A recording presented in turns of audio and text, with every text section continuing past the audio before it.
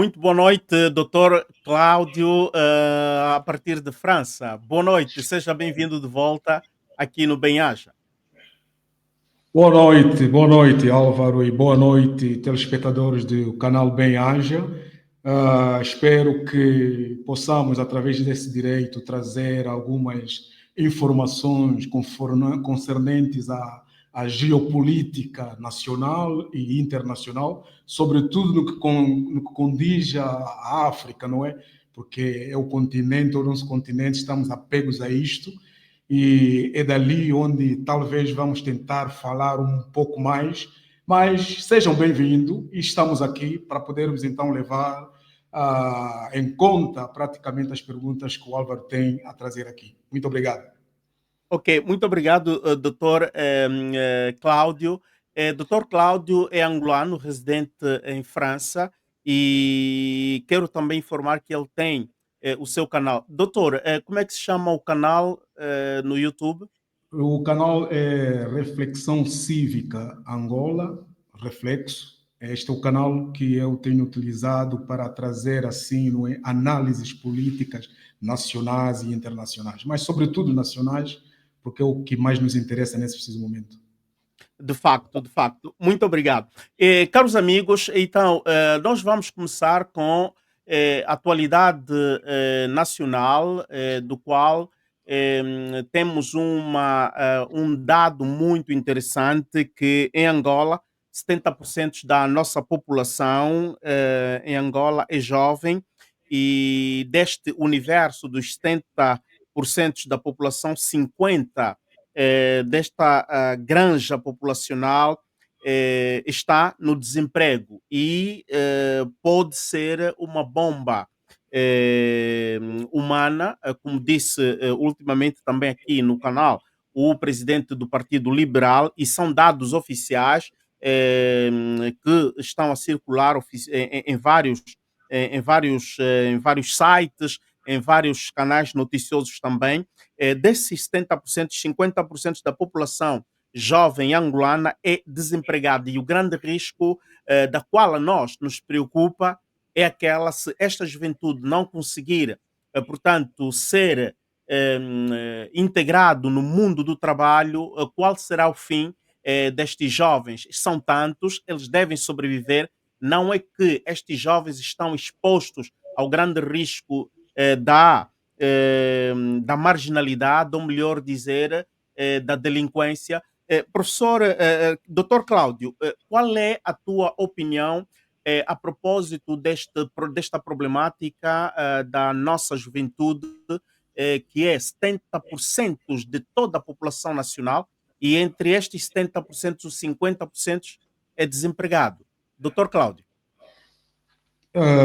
Muito obrigado pela questão. Álvaro, a situação é gravíssima. É gravíssima e o Estado angolano tem que prestar atenção e levar em consideração os dados que acabaste aqui praticamente de nos informar. Mas eu quero tirar a atenção porque estes mesmos dados, quando vamos, por exemplo, no Instituto Nacional de Estatística, INE, nós encontramos que 50%, que desses dados estão entre 50% a 63%. E ali está o perigo. Os jovens, praticamente, de 15 a 24 anos de idade, é a maioria, praticamente, dessa camada jovem no nosso país. E sendo a maioria da camada jovem no nosso país, é claro, se o jovem não for praticamente direcionado para uma ocupação, ele vai se ocupar ou vai praticamente ter outra ocupação. Mas as ocupações que são trazidas ou que são pedidas a todos os governantes é praticamente enquadrar a juventude. Álvaro, o problema é o seguinte: quando um Estado não sabe ocupar-se da sua juventude, está praticamente a destruir o futuro do seu próprio país. Porque um país não se constrói praticamente com a camada, vamos dizer assim, com pessoas que já, assim como na nossa idade, já estamos ultrapassados, não é? Ultrapassados entre aspas. Mas procura-se o futuro com a juventude. Agora, veja como é que essa juventude, de 15 anos de idade a 24 anos de idade, é a maioria da juventude. É a maioria da juventude. E essa juventude não tem ocupação. Eu vivo num país onde os governantes têm um dilema de não deixar o jovem na rua, porque senão esse jovem vai ser um futuro delinquente. Quando estamos a falar da bomba, a bomba é esta. E, aliás, nós já estamos a começar a sentir os efeitos no país. A Uhum. delinquência juvenil. Quando se fala da delinquência juvenil, por que a juventude praticamente virou-se para este extremo? Porque não tem ocupação. O Estado praticamente, vamos dizer assim, desfez-se da sua responsabilidade. E algumas pessoas dentro, não é, do partido no poder, não é, tentam ocupar esses Uhum. jovens com kuduro, com divertimentos que muitas das vezes não têm a ver com os nossos princípios morais nem tradicionais, mas são patrocinados para tentar distrair outra juventude. Eu acho que essa política já não tem mais aceitação no seio da população. Tem que se atacar o assunto com seriedade. Aqui na Europa, os jovens, quer dizer, o governo cria métodos para poder ocupar a juventude. Primeiro, a formação profissional. A formação profissional. Eu estava a ouvir um jovem nas redes sociais que estava a Uhum. dizer que como é que a pessoa vai para se inscrever numa instituição profissional quando não tem dinheiro para pagar essa instituição profissional? Aqui na Europa é ali onde entra a intervenção do Estado. O que é que o Estado faz, Álvaro? O Estado faz o seguinte: o Estado contacta empresas que estão a precisar de jovens e o Estado vai praticamente ver quais são as funções que mais se pede a intervenção da juventude. E como tem uma juventude que não tem essa formação, o que é que o Estado faz? O Estado pega nessa juventude através do Ministério do Trabalho e da Juventude. Eu não sei o que, é que esse ministério faz em Angola. Através disso e através também do Ministério, vamos dizer assim, pronto, de emprego, não é? Vai-se anunciar. A TPA devia servir para isso, não é? Anunciar, Uhum. precisa-se jovens para se inscreverem para a área A, H, etc, etc. Então, quando a TPA anuncia isso, é porque o Estado já está preparado a receber essa juventude. O que é que o Estado faz, Álvaro? O Estado paga a formação desses jovens. Temos muito dinheiro em Angola que está a ser gasto para coisas inúteis. Coisas inúteis. É Sim. ali que nós gostaríamos de ver certos intervenientes sociais em Angola, não quero aqui citar os seus nomes, vocês já conhecem, não é? Uhum. Intervenir com o seu dinheiro para apoiar a formação desses jovens. E quando acabar essa formação, o Estado já assinou contratos com essas empresas. Depois da formação desse jovem, vão diretamente para o mercado de trabalho, sendo empregados nessas empresas. E quando a própria empresa está interessada, o que, é que se faz aqui na Europa? Quando a empresa está interessada, faz-se o seguinte: o Estado paga uma metade, a empresa paga uma metade. Ou então, Ok. depois, ou emprega-se esse jovem, de manhã vai trabalhar e à tarde vai na formação, para poder praticamente conhecer os úteis de trabalho. Quer dizer que este é uma das maneiras que os jovens aqui na Europa não têm tempo para estar a andar de cima para baixo, porque quando um jovem está desocupado, é claro que não vamos reclamar a bandidagem, não é? Que Uhum. existe em Angola. É esta a Mas, situação.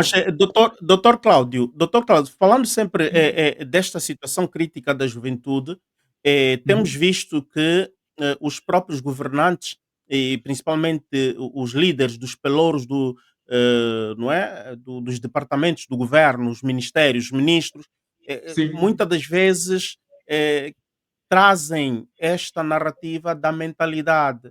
A juventude angolana não tem mentalidade sã, estão mal de mentalidade, têm que mudar de mentalidade. Mas será que o problema da mentalidade é uma responsabilidade da juventude ou é uma responsabilidade coletiva? Onde é que deve residir? Onde é que está o fulcro, não é? A base do problema da mentalidade da juventude angolana. A mentalidade da juventude angolana, primeiro, a juventude procura imitar, não é, os seus senhores, ok? Mas quando a juventude vê, costuma-se dizer que o peixe apodrece pela cabeça. Quando a juventude vê que os dirigentes que deveriam ser exemplares não são, esses dirigentes estão a inculcar na mentalidade da juventude que é desta maneira que se vive. Não se vive pela honestidade, mas vive-se por outros meios. E a juventude vai correr por trás desses meios. Eu fiz um live onde eu estava a falar praticamente de narcotráfico em Angola. A juventude, a partir de 25 para diante, está muito levada no narcotráfico. E o nosso Estado angolano, nos meandros da comunidade internacional, está a ser designado como um Estado narcotráfico. Se o presidente da República quisesse lavar a imagem do nosso país, o que é que faria? Pedia aos experts internacionais para vir ajudar, praticamente, a identificar e a combater este fleau. E isto podia dar uma credibilidade ao nosso Estado. Combatendo isto, Álvaro, estaria o Estado angolano a incitar os jovens a se ocuparem praticamente nas atividades lícitas, atividades que são exemplares na nossa sociedade angolana. Mas isso não acontece. O problema da mentalidade dos jovens, os jovens não fazem nada senão imitar o que os mais velhos fazem. E muitas das vezes o que os jovens fazem vem dos próprios mais velhos, que incitam os jovens a fazerem isso. Mas tem um outro problema, que é muito gravíssimo. Se o Álvaro ver na questão praticamente psicológica, quando houve a Guerra da Libertação Nacional e a guerra fratricida entre os irmãos, não é? MPLA e UNITA, quando existe guerra, as mentalidades são praticamente levadas em alvoroço. Quer dizer que há um distúrbio mental quando existe guerra, porque existem traumas. Existe trauma.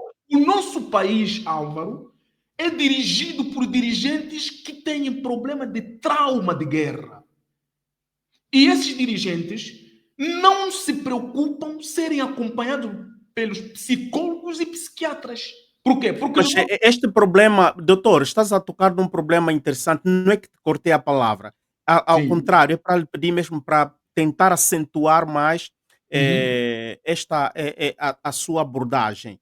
Este Exato. problema do acompanhamento, da resolução, não é, dos traumas, porque esses traumas, devemos dizer, de linguagem, vamos dizer assim, basilar, é uma doença psicológica, não é? É um distúrbio do estado emotivo, o estado psiconeurológico e por aí fora. Exato. Não deveria ser um programa estratégico do governo, porque o país esteve investido na guerra. Eles não pensaram pós-guerra o estado psicológico daqueles que participaram na guerra e do resto da população. Não houve um programa de choque psicológico, não é, para repor a psicologia na normalidade desta Exato. população. Não é uma responsabilidade também falhada de quem tem estado a governar o país, professor, doutor? Exatamente. O problema é este, Álvaro. O problema é este. Eu vou te dar um exemplo muito simples. Aqui na França, quando um militar vai na guerra, sabem que a França tem praticamente, enfim, vamos dizer assim, militares quase em toda parte, bases militares quase em toda parte, assim como os Estados Unidos.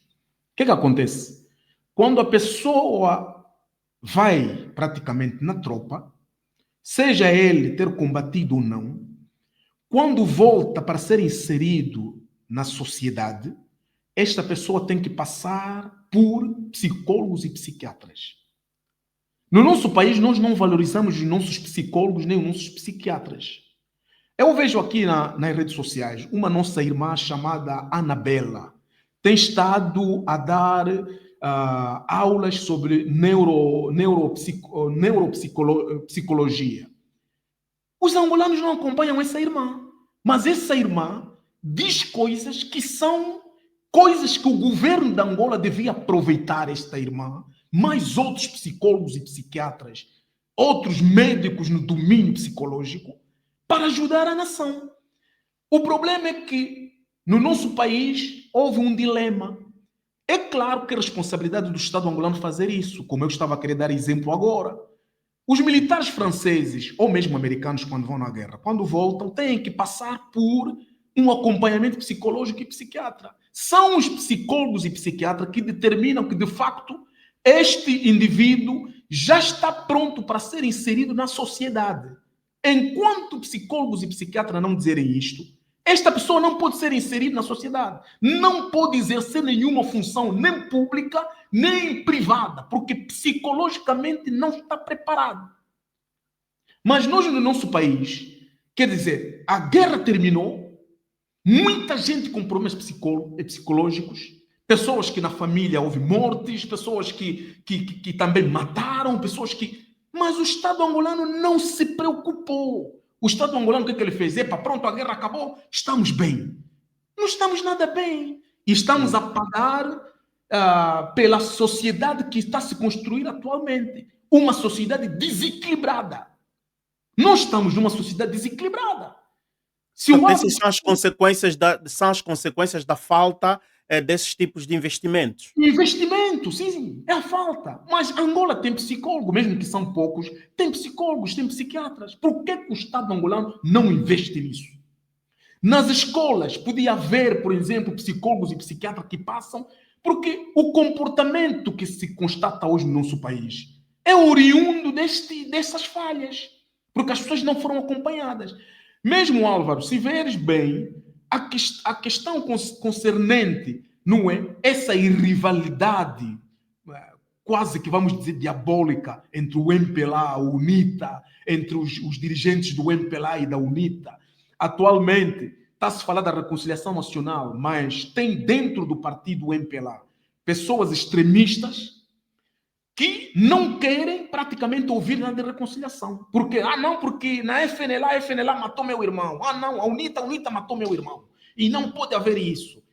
Essa questão de reconhecimento do Dr. Savimbi e do presidente Holder Roberto foi praticamente impedida por essa ala extremista, que acha que o presidente João Lourenço não pode reconhecer, não pode condecorar o Dr. Jonas Savimbi, nem o presidente Holder Roberto, porque fazendo isso estaria a reconhecer as graves, vamos dizer assim, os atos gravíssimos que esses líderes desses partidos políticos cometeram.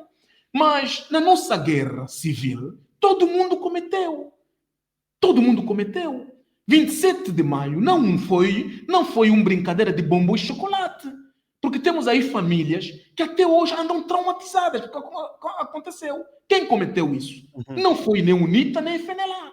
Foi o MPLA que cometeu isso. Então, o problema de trauma de 27 de maio, e depois vamos voltar, doutor, no assunto da juventude. O problema do trauma de 27 de maio é a falta de dizer a verdade e o que estás a dizer, que há o problema da reconciliação nacional, não é?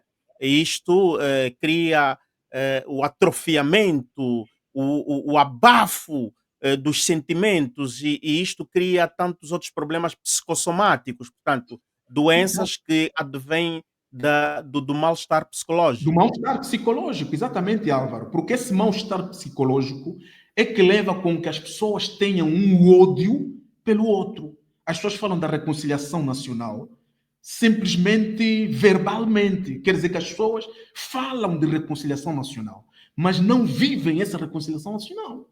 Eu ouvi um dos dirigentes do MPLA, a reclamar que tinha festa, convidou alguém da UNITA que não foi.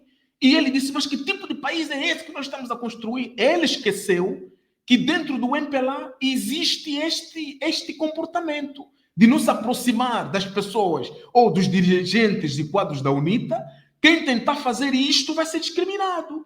Está aí o Dr. Raul Diniz. O Dr. Raul Diniz é discriminado por causa disso, porque o Dr. Raul Diniz compreendeu que não adianta haver esse estereotipo praticamente de inimizades. Quer dizer, as pessoas, Álvaro, as pessoas que têm praticamente, vamos dizer assim, a cura psicológica, nós conseguimos identificar essas pessoas pelo comportamento deles, porque têm facilidade de lidar com aquele irmão que outrora, não é, foi o seu inimigo. E a simplicidade. Não há estratégias para vou me aproximar dele para fazer mal.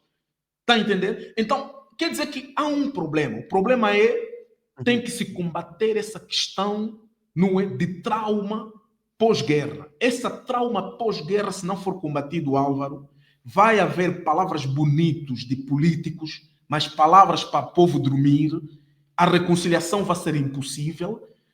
Eu acho que o modelo da África do Sul seria um bom modelo. Quer dizer, as pessoas vêm e confessam o que fizeram e o povo perdoa. Você sabe, Álvaro, você sabe que o nosso povo, nós os angolanos, somos muito perdoadores. Quando a pessoa confessa a verdade, quando a pessoa diz a verdade, o povo perdoa, esquece o assunto. Só que o problema é, dentro do partido que dirige Angola, eles acham que não, eles são santinhos, nunca fizeram nada de mal, nunca cometeram nenhum mal. Se cometeram mal, foi porque alguém os insultou. Se cometeram mal, foi porque alguém tentou contra o poder deles. Então, quer dizer, era legítimo fazer isso. Mas aquilo que outrora eles pensaram que era legítimo, hoje já não é, porque causou trauma. Quer dizer, para terminar, para dizer o seguinte, a camada juvenil é a consequência dos dirigentes traumatizados que trazem consigo comportamentos oriundos dessa trauma, que legalizaram comportamentos antissociais, comportamentos praticamente incívicos, e esses comportamentos antissociais e incívicos em Angola foram praticamente traduzidos como um modo de viver do angolano. É este problema. Então, a camada juvenil, o governo de Angola tem que apostar na saúde mental. Na saúde mental. É que nós em Angola temos um hábito, quando uma pessoa aproxima, mesmo esse dirigente tenha medo de aproximar-se de psicólogo, psiquiatra, por quê? Alguns deles talvez venham fazer aqui fora, mas lá dentro tem medo de fazer por quê? Porque em Angola, quem vai ver um psicólogo, quem vai ver um psiquiatra, é tratado de maluco. É tratado de maluco. E quando te tratam de maluco, acabou. Tudo que você disser já não tem consideração. Consideração, isto é muito grave. Exatamente. É assim que essa sociedade está a destruir-se ela mesma. Álvaro, temos um problema grave. Se o governo de Angola não pegar, não é, o animal pelos cornos, o que vai acontecer é o seguinte: os estrangeiros vão nos invadir o país pouco a pouco. Os muçulmanos vão entrar pouco a pouco, vão destruir praticamente as nossas culturas e tradições. Eu sei que muita gente vai dizer, bom, eu sou um apólogo praticamente nos princípios calvinistas. Alguém pode me dizer, mas doutor Cláudio, você é um apólogo como é que... Não. A tradição e cultura, não só a religião ocidental, também destruiu praticamente a identidade dos angolanos. Os angolanos, ao quererem ser assimilados, esqueceram a sua própria identidade. Por quê? Porque eles colocaram na cabeça que se você ser como português, você é civilizado.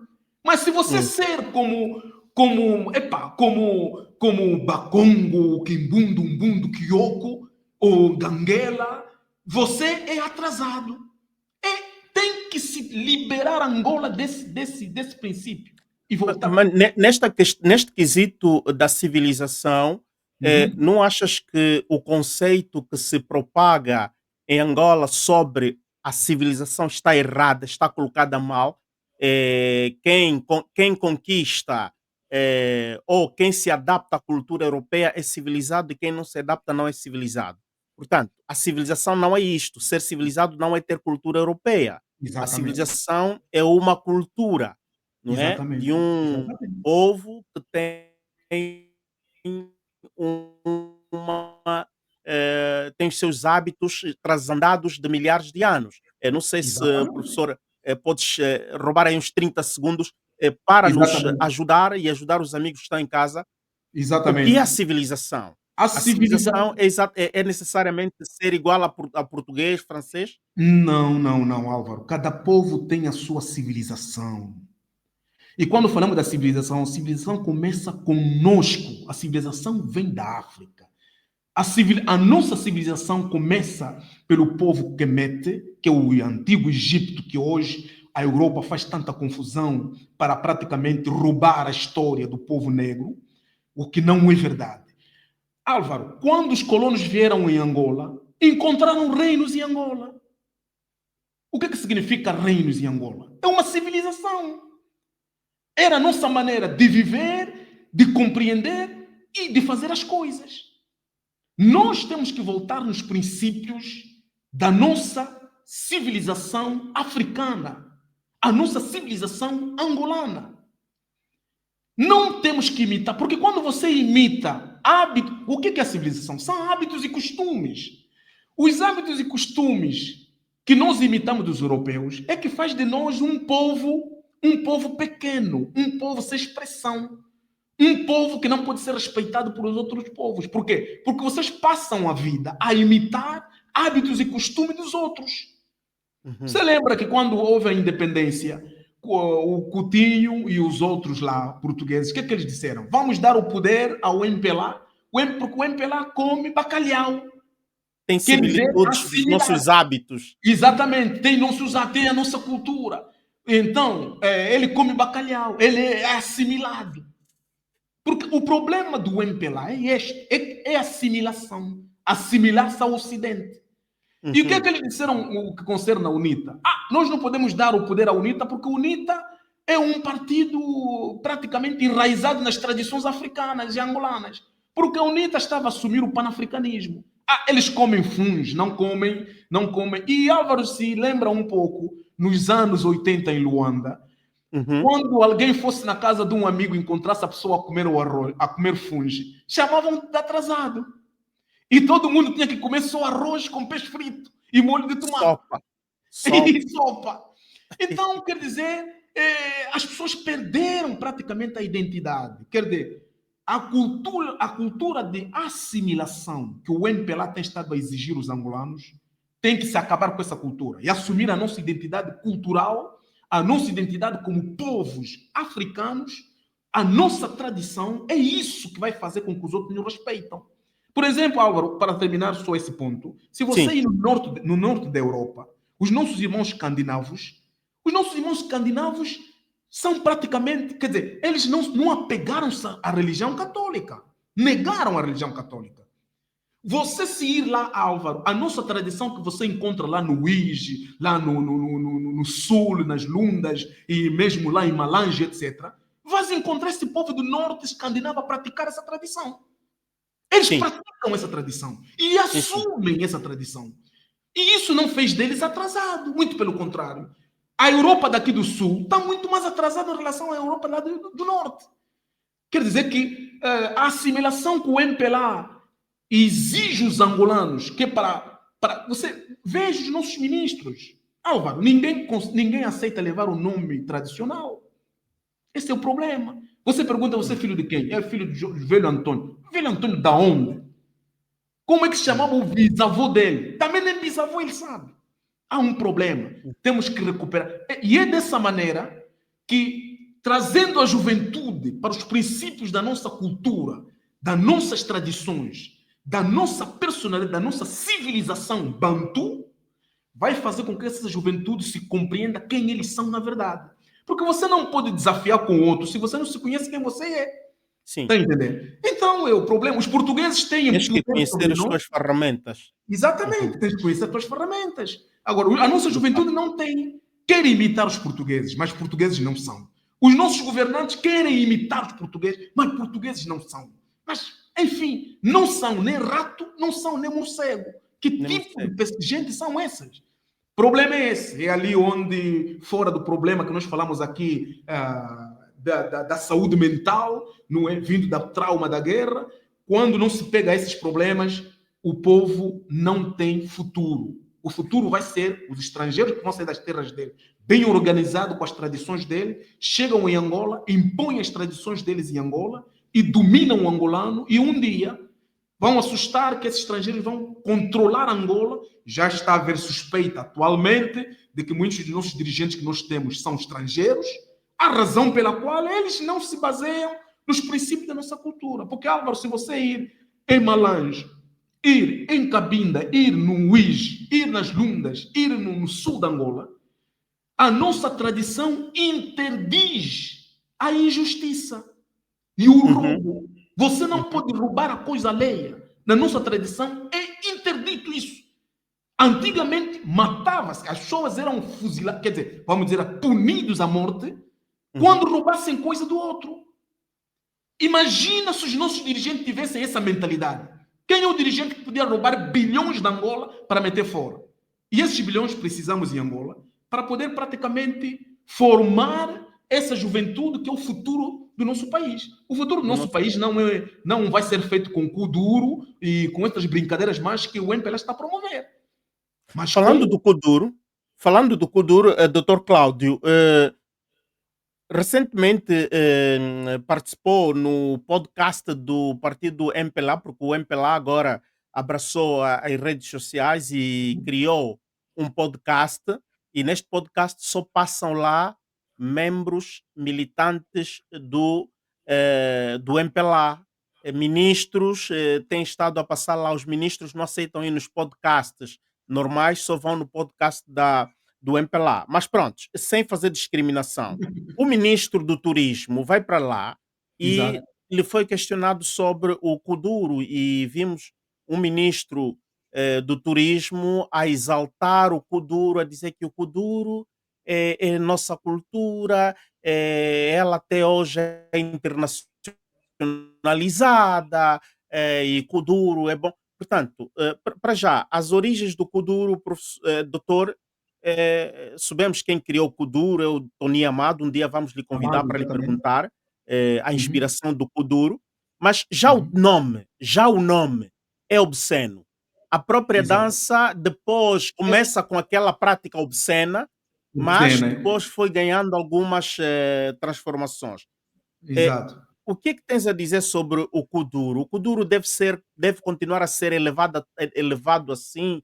Vimos o presidente a condecorar cantores do Kuduro, mas não vimos a condecorarem danças milenares angolanas, não é?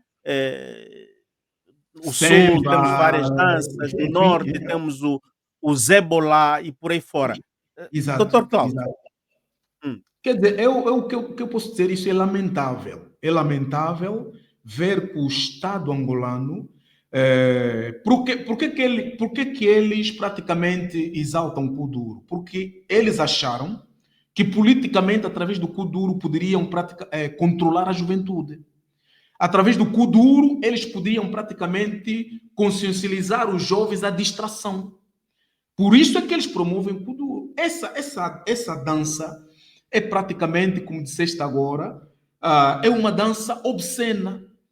Veja, há vídeos que apareceram há dias na televisão das mamães da Oma a dançarem um tal dito Kuduro. Veja uma mãe que na nossa época não poderia se dar a esta vergonha, mas ela faz. Por quê? Porque está na moda.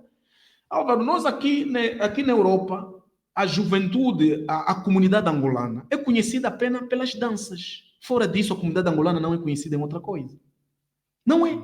A comunidade angolana é só conhecida em quê? Em danças, bebedeiras, desbundas, festas, mas nas questões intelectuais, nas questões que levam o país, nas grandes questões, Angola não é tido nem achado.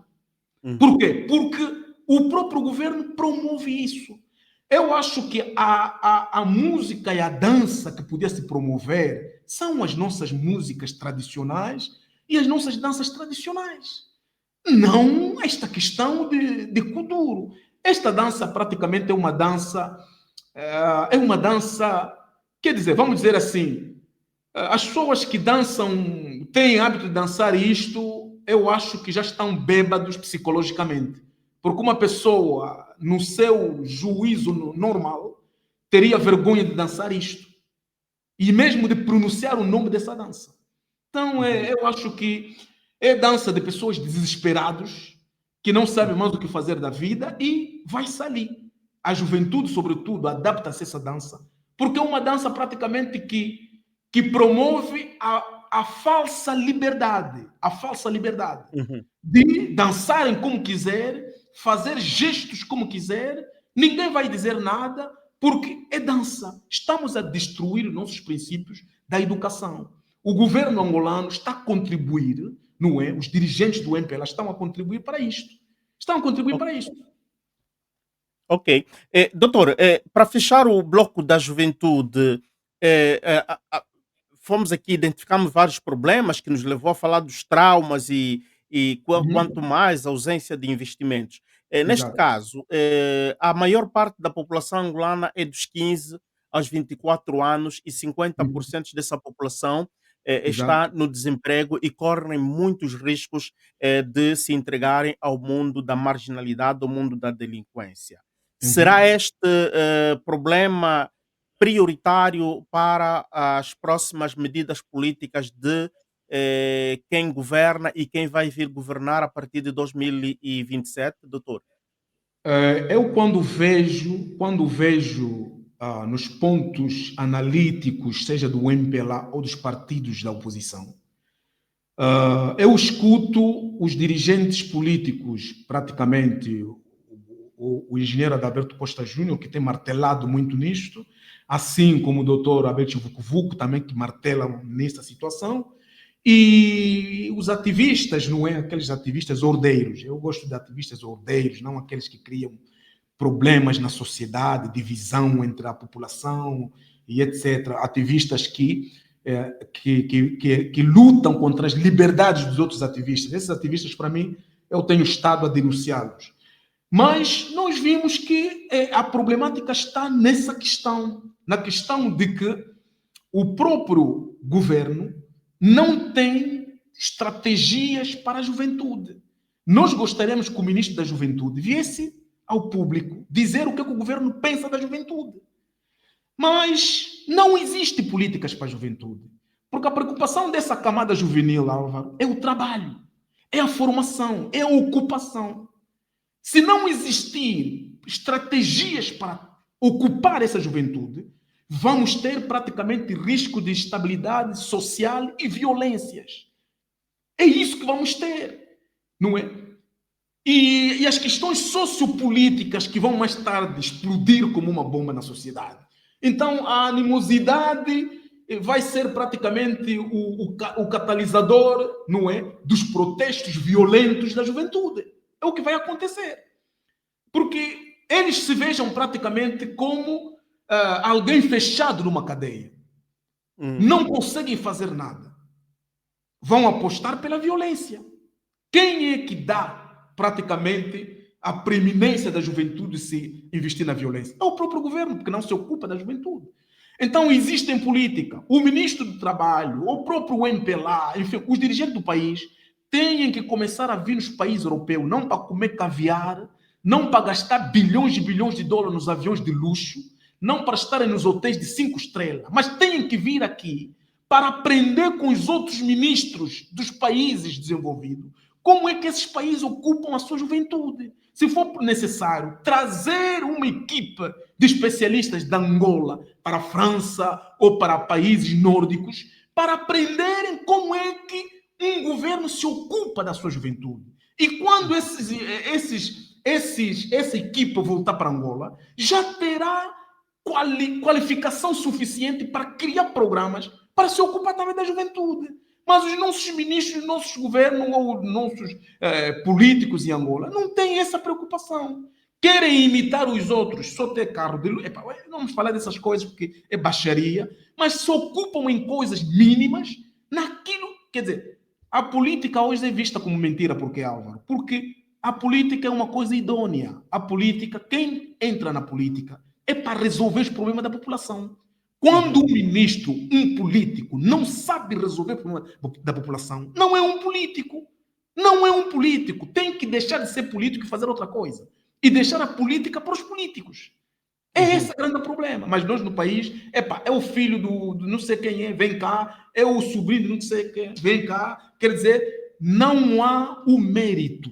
O problema Uhum. é o mérito. As pessoas têm que, o governo angolano e o MPLA têm que apostar pela meritocracia. É isso que vai fazer avançar o país, é fazer os jovens procurarem formar-se, porque sabem que sem a formação não terão nada. Mas agora, Uhum. quando o jovem vê, Chamaram aquele, é quem? É filho do fulano. E quando vai se ver esse indivíduo, não tem capacidade nenhuma para exercer aquela função. Só está ali porque é filho do fulano. Como é que o país vai avançar com gente desse tipo? É É impossível. complicado. É complicado.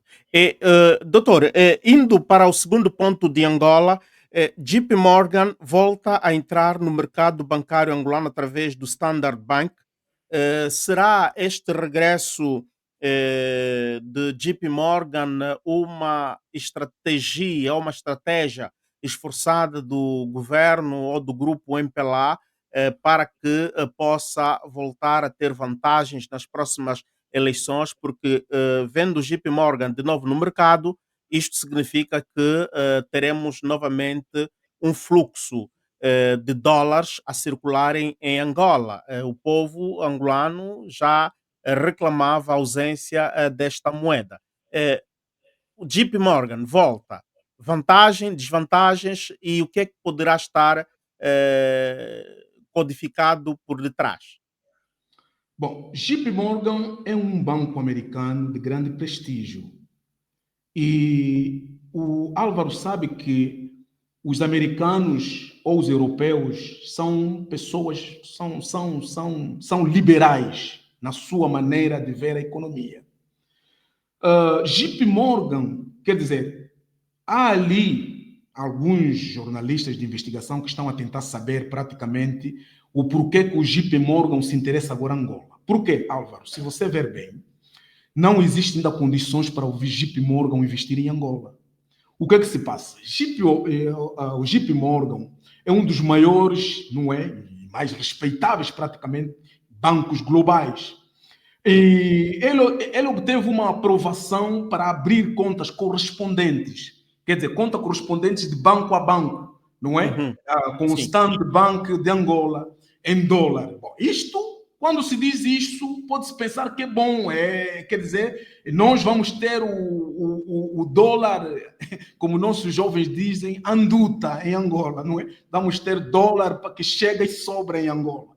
Mas estes acordos significam o seguinte: é uma aprovação, quer dizer, que marca praticamente o regresso, não é, do Banco Norte-Americano em Angola, Uhum. mas é um regresso que tem praticamente as relações de correspondência de banco a banco, incluindo desde 2015, que já se tinha praticamente, vamos dizer assim, esse namoro, não é esse namoro, mas não era assim tão aprofundado.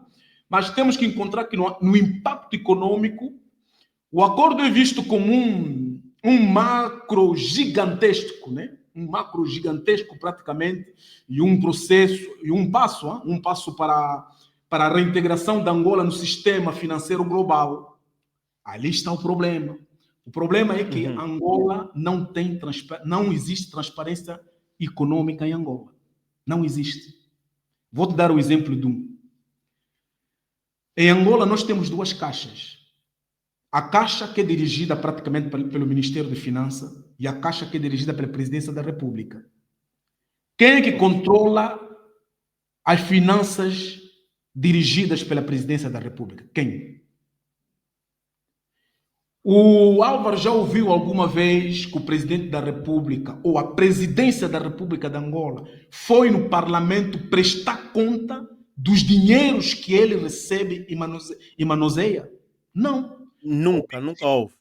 Nunca houve. Ouvimos que no tempo do presidente José Eduardo dos Santos havia sacos azuis, onde depois apareceu essa questão ali do como é que é esse brigadeiro ali que foi preso e etc. Enfim, que se descobriu que na presidência da República, Estás a ver o coronel, o major Lussati. Lusaka, exatamente. Como é que essa situação do Lusaka chegou à superfície? Através desses sacos azuis. Por quê? Porque o dinheiro da presidência ninguém sabe onde vai, não é controlado. E se você ver, é quase 40% ou mesmo 30% do dinheiro da Angola que vai na presidência. Para fazer o quê? Este é o problema. O dinheiro vai na presidência para fazer o quê? O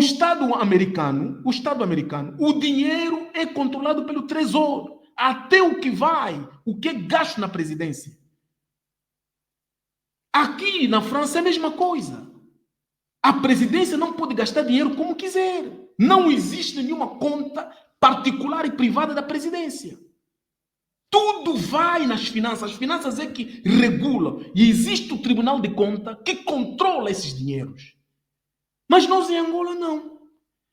E eu não acho que isso vai dar uma grande coisa. Vamos esperar para ver. Mas tudo indica o quê? O que eu tenho a dizer aqui que, bom, argumentos favoráveis praticamente à interpretação dessa situação, podemos dizer o seguinte, é o timing. O timing significa dizer o tempo. O tempo é que vai dizer se, na verdade, isto vai ser possível ou não. É uma oportunidade, diz-se, política, não é? A divulgação, praticamente, dessa notícia vista como positiva, não é? A confiança do Banco Global, não é? Do Wall Street, quer dizer, isso vai levar a imagem do MPLA, vai se pensar que o MPLA está acreditado, não é? Pelos americanos, afinal de contas, a nossa economia é vista como positiva, onde o JP Morgan vai investir. Isto é propagandístico, é praticamente uma atribuição, vamos dizer, meritória. Não, mas é simplesmente propagandística, mais nada. Porque, no fundo, o que é que vai acontecer? O processo dos acordos de correspondência bancária, não é? E a reentrada dos grandes bancos são processos complexos e demorados, Álvaro. Isso não é agora vai se fazer. Não acontece assim, porque há um estudo. Os americanos são alérgicos à má utilização, praticamente, dos seus serviços. São alérgicos a isso. Então, eles já sabem que o Estado angolano não é transparente no aspecto financeiro. Então, o que é que vai acontecer? Isso vai demorar, vai exigir anos de negociações, não é? E o cumprimento rigoroso, não é, das reformas, não é, de branqueamento de capital. Esse é outro problema. Este é outro problema. Angola está praticamente... Lembra daquela lista? Ou estamos no cinzento? Não, agora vamos passar para o preto. No que diz respeito ao branqueamento de capital em Angola. Angola ainda está suspeita nisso. Então isso vai ser demorado. Talvez, se nós termos um presidente que vai ser eleito verdadeiramente pelo povo e não pela como é que se diz, não pela Comissão Nacional Eleitoral, porque é a Comissão Nacional Eleitoral que tem eleito os sucessivos presidentes em Angola, e não o povo. Mas se a eleição desta vez, a Comissão Nacional Eleitoral respeitar a decisão dos angolanos, que são os donos da terra, donos das riquezas desse país, o soberano, então temos certeza que haverá praticamente mudança de poder. Haverá mudança de poder, porque todas as sondagens feitas vão nesse sentido. Ali sim, havendo um novo governo, não é? Ali sim, as negociações vão ser apressadas para que o JP Morgan implanta-se em Angola. Porque eles não vão admitir ir num país onde há problemas da democracia, de transparência, quer dizer, não há liberdade de expressão, há opressão, quer dizer, há perseguição, quer dizer, um país que mostra que não há a justiça angolana praticamente é partidarizada. Eu já conversei com alguns investidores aqui, sabe o que eles me dizem? Se formos para Angola, como é que eles fazem? Eles dizem ao governo angolano assim: se vocês querem que nós vamos vir no vosso país, vocês têm que dar uma metade de 50% como garantia. Ou 60% como garantia. Porque nada me garante que se eu vir no teu país, vou ganhar dinheiro. Muitas empresas que vêm investir em Angola, é isso que o Estado angolano faz. Por isso é que temos sempre problema de não ter dinheiro na caixa do Estado, fora de outros problemas, não é? Então esses indivíduos dariam 60%, vêm em Angola para investir só o 40%, com 60% que o Estado angolano deu, porque eles não têm confiança na justiça angolana. A justiça angolana não é uma justiça transparente, não é livre, não é independente. Ninguém aceita investir num país quando a justiça desse país é partidarizada. Ninguém.